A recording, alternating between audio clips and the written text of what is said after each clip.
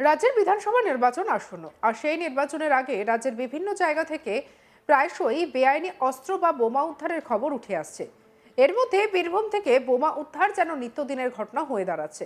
নির্বাচনের আগে লাগাতার বোমা উদ্ধারের ঘটনায় একদিকে যেমন উদ্বিগ্ন পুলিশ প্রশাসন, অন্যদিকে তেমনই আতঙ্ক বাড়ছে সাধারণ মানুষের মধ্যে। আর এবার তাই রক্তপাতহীন নির্বাচনের দাবি জানিয়ে পদযাত্রায় সামিল হলেন প্রবীণরা। বীরভূমের শান্তিনিকেতনের ঘটনা হচ্ছে এটি। আসন্ন বিধানসভা নির্বাচনকে সামনে রেখে রক্তপাতহীন ভোটের দাবিতে শান্তিনিকেতনে পথে নামলেন বিশ্বভারতীর প্রাক্তনী আশ্রমিক সহ নবীন এবং প্রবীণ নাগরিকেরা।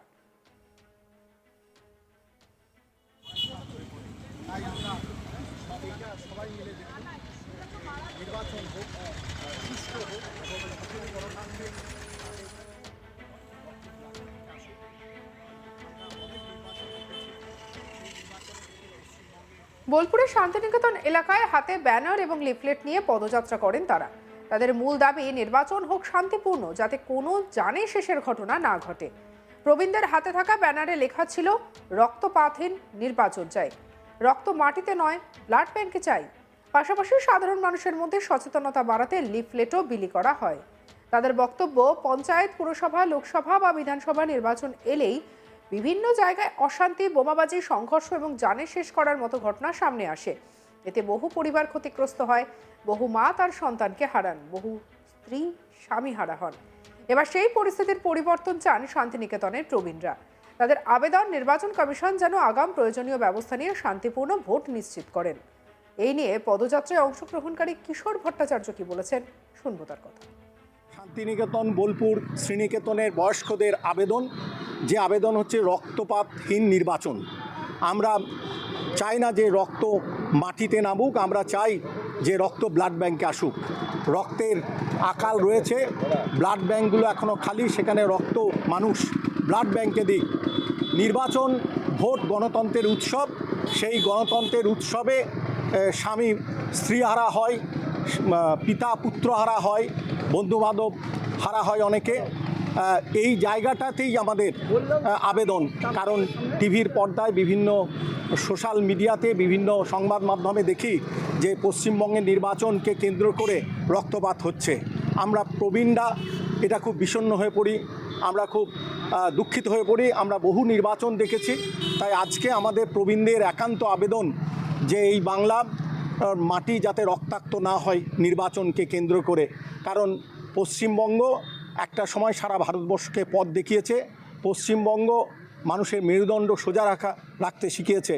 পশ্চিমবঙ্গ মানুষের মূল্যবোধ শিখিয়েছে। যে পশ্চিমবঙ্গ, যে বাংলা ছিল নেতাজি সুভাষচন্দ্রের, যে বাংলা বিবেকানন্দের, যে বাংলা রবীন্দ্রনাথের, যে বাংলা নজরুলের, যে বাংলা শরৎচন্দ্রের, যে বাংলা বঙ্কিমচন্দ্রের, যে বাংলা ক্ষুদিরাম বসুর, এইসব মহান মুনি ঋষিদের বাংলা আজকে রক্তাক্ত হচ্ছে নির্বাচনকে কেন্দ্র করে।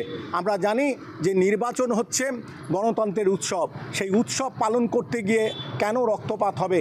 তাই আমাদের প্রবীণদের আবেদন নির্বাচন কমিশনের কাছে, আমাদের আবেদন সরকার এবং বিরোধী পক্ষের কাছে, যে সুষ্ঠু নির্বাচন হোক, সুন্দর নির্বাচন হোক।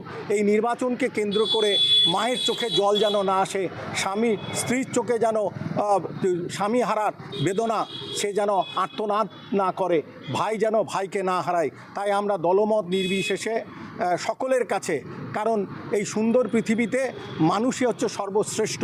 নির্বাচন আসে, নির্বাচন যায়, সরকার আসে, সরকার যায়, কিন্তু প্রাণ যদি চলে যায় সেই প্রাণ ফিরে আসে না। তাই আমাদের আবেদন যে এই সুন্দর প্রাণ, সুন্দর মানুষ এই সুন্দর পৃথিবীতে থাকুক, সকলে মৈত্রীর বন্ধনে আবদ্ধ থাকুক, সেখানে হিংসা দূর হোক বলে আমাদের এটা আবেদন। কারণ আমরা এই পৃথিবীতে অনেক নির্বাচন, আমরা এই বাংলায় অনেক নির্বাচন দেখেছি। আমরা আজকে জীবনের শেষ প্রান্তে এসে দাঁড়িয়েছি, তাই সুষ্ঠু নির্বাচন দেখতে চাই। এটাই আমাদের একান্ত আবেদন সকলের কাছে।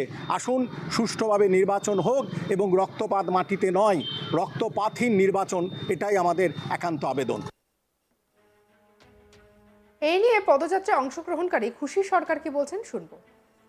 প্রত্যেকে রাখছি এবং এই আবেদনটা আমরা মানুষের কাছে প্রত্যেককে বলতে চাই যে আপনারা এটা করুন এবং আমরা সবাই মিলে এইটা যদি দায়িত্ব নিই যে রক্তপাতহীন নির্বাচন হবে, তাহলে কিন্তু এটাতে আমরা জিততে পারবো বা এই জিনিসটাকে আমরা অ্যাপ্লাই করতে পারবো। তাই প্রত্যেকের কাছে আমাদের অনুরোধ, ওই একটাই অনুরোধ যে রক্তপাতহীন হোক। কোনো ভাই বোন মা বন্ধু কেউ যেন কোনো কারণে এই নির্বাচনের জন্য যেন না প্রাণ হারায় বা কোনো ধরনের মারামারি, কোনো ধরনের কিছু আমরা যেন চাই না। খুব শান্তিপূর্ণভাবে সুষ্ঠুভাবে কমিশন যেন এটা চালাতে পারে, নির্বাচন কমিশন, এবং সঙ্গে আমাদের যত মানুষ আছেন তারাও যেন সাহায্য করে। তারা যদি সাহায্য না করে তাহলে কিন্তু এটা চলবে না এবং এটা হবে না, মানে ঠিক মতন অ্যাপ্লিকেবল হবে না আমাদের ইয়েতে। সবচেয়ে বড় কথা হচ্ছে যে বিরোধী পক্ষ এবং যারা সরকারে আছেন এবং আরও যারা সাধারণ মানুষ সকলে মিলে এই জিনিসটাকে কার্যকরী করতে হবে। আর এই জিনিসটা কার্যকরী হলে আমাদের বাংলায় রক্তপাত হবে না। সত্যিই তাই, যে বাংলা একদিন সম্প্রীতির উদাহরণ ছিল, যে বাংলা একদিন সাহিত্যের উদাহরণ, যে বাংলা একদিন রাজনীতির উদাহরণ, যে বলা হতো যে বাংলা আজকে যা ভাবে ভারতবর্ষ পরের দিন সেটা ভাবে, তো সেই বাংলা আজকে যেন না সেই উদাহরণটা রাখতে পারে, এইটাই আমাদের আবেদন, যেন কোনো কারণে রক্ত মাটিতে না ঝরে।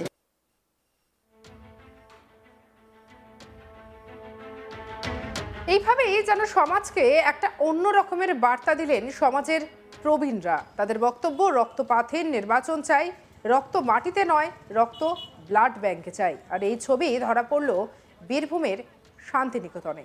নির্বাচন এলেই বীরভূমের মাটিতে নানা রকম উত্তপ্ত হওয়ার মতো ঘটনা ঘটে, বারবার বোমাবাজির মতো ঘটনাও সামনে আসে। আর তার সামনেই যেহেতু রাজ্যের বিধানসভা নির্বাচন আসন্ন, আর সেই সময় নির্বাচনের আগে রাজ্যের বিভিন্ন জায়গা থেকে প্রায় সময় বেআইনি অস্ত্র বা বোমা উদ্ধারের খবর উঠে আসে।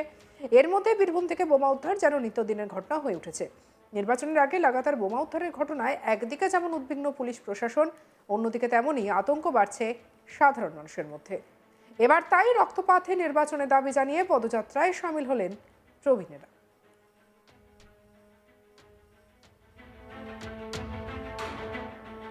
কি বলছেন প্রবীণ ব্যক্তিত্বরা, শুনবো কিশোর ভট্টাচার্যের কথা। বোলপুর শ্রীনিকেতনের বয়স্কদের আবেদন, যে আবেদন হচ্ছে রক্তপাতহীন নির্বাচন।